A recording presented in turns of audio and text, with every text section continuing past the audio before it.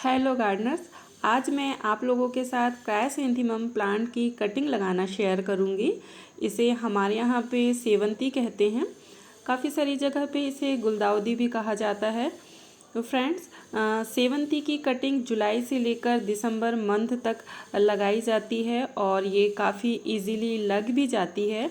और जो लोग एग्जीबिशन वगैरह में पार्ट लेते हैं वो इनकी कटिंग मई में ही लगा लेते हैं, क्योंकि समर में इसकी कटिंग लगाने से पिंचिंग करने का बहुत ज़्यादा टाइम मिल जाता है। क्योंकि जैसे ही विंटर स्टार्ट होता है इनमें बर्ड्स बनना स्टार्ट हो जाती है और गुलदाउदी में जब बर्ड्स बननी शुरू हो जाए तब इनकी पिंचिंग नहीं की जाती है। तो गर्मी में लगाने से पिंचिंग के लिए बहुत ज़्यादा टाइम मिल जाता है और किसी भी प्लांट की जितनी ज़्यादा पिंचिंग की जाए वो प्लांट उतना ही ज़्यादा बुशी हो जाता है। प्लांट जितना ज़्यादा बुशी होगा उसमें उतनी ही ज़्यादा बर्ड्स आएगी, उतने ही ज़्यादा फ्लावर खिलेंगे। पर समर में अगर इनकी कटिंग लगाई जाए तो उसकी बहुत ज़्यादा केयर करनी पड़ती है। या तो उसे ग्रीन हाउस में रखना पड़ता है या बहुत ज़्यादा एक्स्ट्रा केयर मांगता है प्लांट।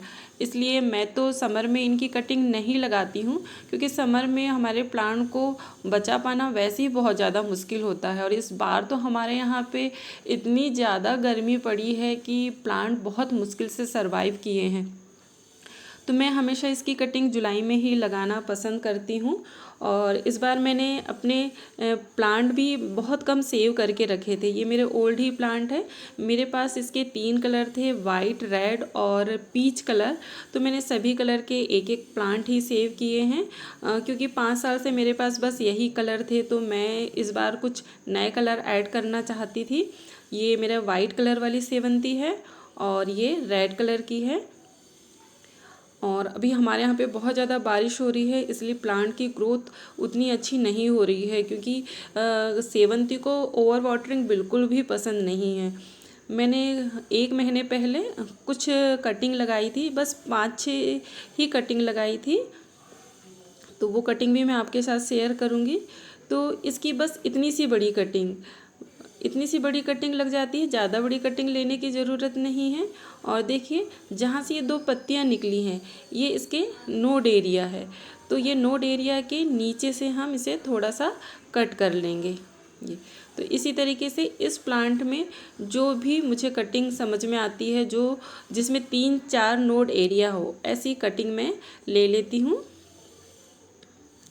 अब ये हम मदर प्लांट से कटिंग ले रहे हैं ना, तो कटिंग करने से ये प्लांट बहुत ज़्यादा घना हो जाएगा। इसमें फिर न्यू ब्रांचेस निकल के आएंगे, चाहें तो फिर हम दोबारा कुछ दिन बाद इसकी कटिंग लेके फिर से लगा सकते हैं। इस तरीके से एक ही मदर प्लांट से हमें सैकड़ों प्लांट मिल जाते हैं, क्योंकि इनकी कटिंग ना काफ़ी ज़्यादा ईजीली लग जाती है। साथ ही इस प्लांट में जितने भी ख़राब पत्ते, पुराने पत्ते लगे हैं, मैं उन्हें भी हटा दूँगी, क्योंकि पुराने पत्ते इसी में लगे रहते हैं तो फिर ये इंसेक्ट इन पे आके लगना शुरू हो जाते हैं। तो मैं इस प्लांट के सारे पुराने पत्तों को हटा देती हूँ। अब देखिए, ये मैंने यहाँ से कट किया है ना, तो ये साइड से, ये पत्तियों के साइड से इनमें न्यू सूट निकल के आएगी और ये प्लांट जो है वो बुशी हो जाएगा। इसी तरीके से मैं ये रेड कलर के फ्लावर की भी कटिंग ले लेती हूँ। एक यहाँ से भी निकल जाएगी, तो एक कटिंग मैं और ले लेती हूँ इस तरीके से। और इसके भी सारे पुराने पत्तों को हटा के इसकी सॉइल की मैं थोड़ी थोड़ी सी गुड़ाई कर देती हूँ, ताकि ये रूट रॉट ना हो, इसमें एयरेशन भी अच्छे से बना रहे।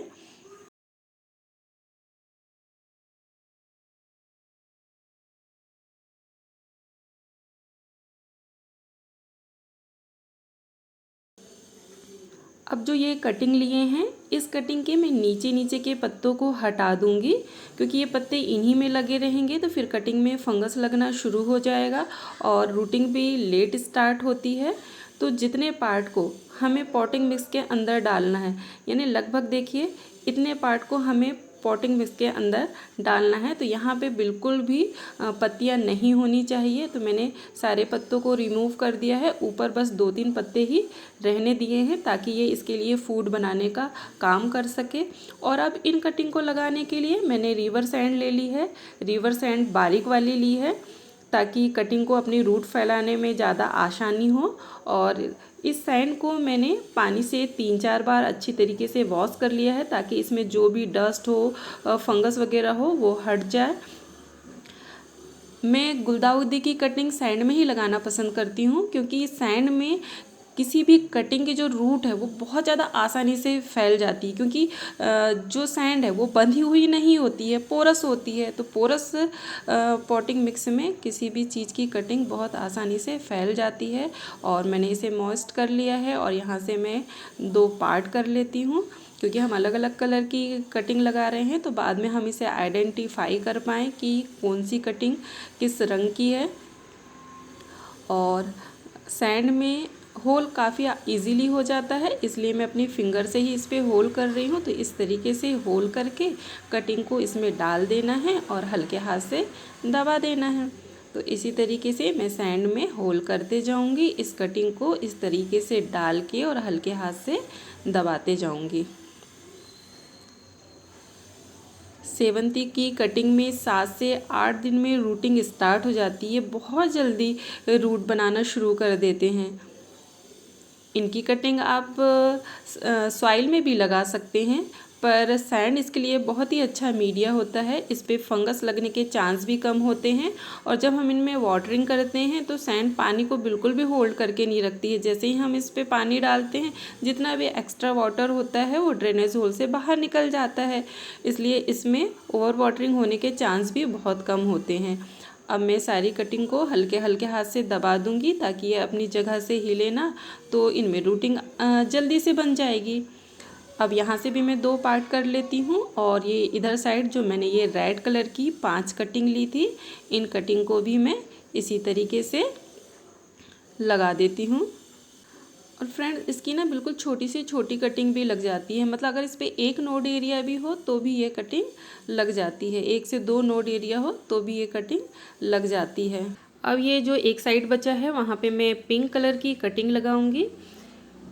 तो फ्रेंड्स, ये वो कटिंग है जिन्हें मैंने 1 मंथ पहले सॉइल में ग्रो किया था। अब ये मेरी सारी ही कटिंग लग गई हैं और ये काफ़ी बड़ी भी हो गई हैं। और ये जो आपको वीड जैसे दिख रहे हैं ना, ये वीड नहीं है, ये गेडुलस के बल्ब हैं।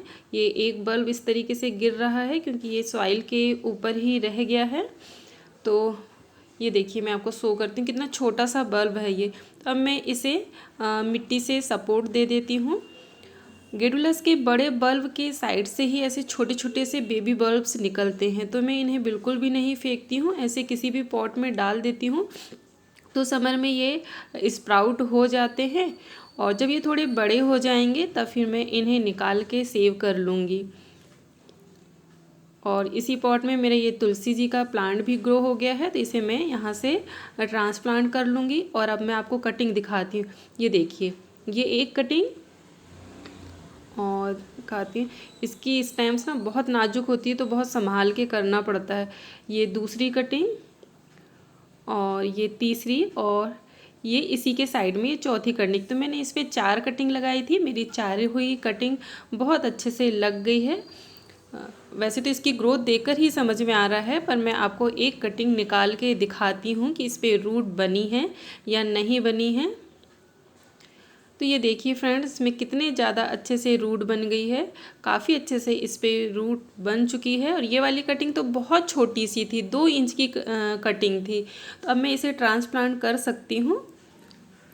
तो इस तरीके से इनकी कटिंग सॉइल में भी लग जाती है और सैंड में भी लग जाती है। और अब देखिए, ये कटिंग जो है ना, ये काफ़ी ज़्यादा बड़ी हो गई है, ये काफ़ी बड़ा प्लांट बन गया है।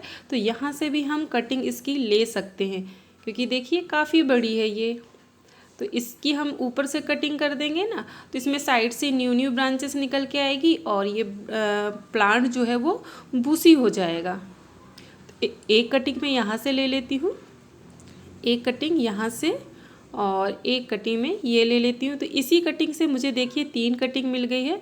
और मैं आपको दिखाती हूँ, यहाँ से मैंने इस कटिंग की पिंचिंग की थी, तो अब देखिए ये 2, एक ये और एक ये 2 नई सूट निकल के आई हैं। तो इस तरीके से इसके प्लांट ना घने होते जाते हैं, और जब ये थोड़े बड़े हो जाएंगे, इनमें 3-4 पत्तियाँ आ जाएगी, तब मैं फिर इसे ऊपर से पिंच कर दूँगी। इस तरीके से इनका प्लांट घना होते जाता है, और प्लांट जितना घना होगा उतने ही ज़्यादा फ्लावर आएंगे। और ये जो मैंने कटिंग ली हूँ, इनके भी ऐसे ही पत्ते हटा के और मैं इसे इसी पॉट में लगा दूँगी।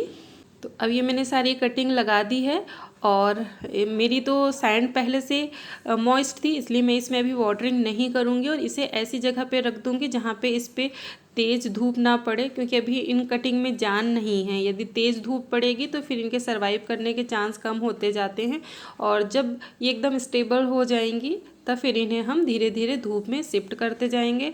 और हमने कटिंग को सैंड में लगाया है, इसलिए वाटरिंग का बहुत ज़्यादा ध्यान रखना है। इसकी सैंड बिल्कुल भी ड्राई नहीं होनी चाहिए, इस पर हल्का हल्का मॉइस्चर बने रहेगा तो ये कटिंग बहुत जल्दी ही लग जाएगी। तो फ्रेंड्स, यदि आप भी अपने गार्डन में नए कलर के सेवंती के प्लांट ऐड करना चाहते हैं तो आपके किसी फ्रेंड के पास, नेबर्स के पास आपको इनकी कटिंग मिल जाए तो आप वहां से लेकर आ जाइए और ढेर सारे प्लांट अभी बना लीजिए।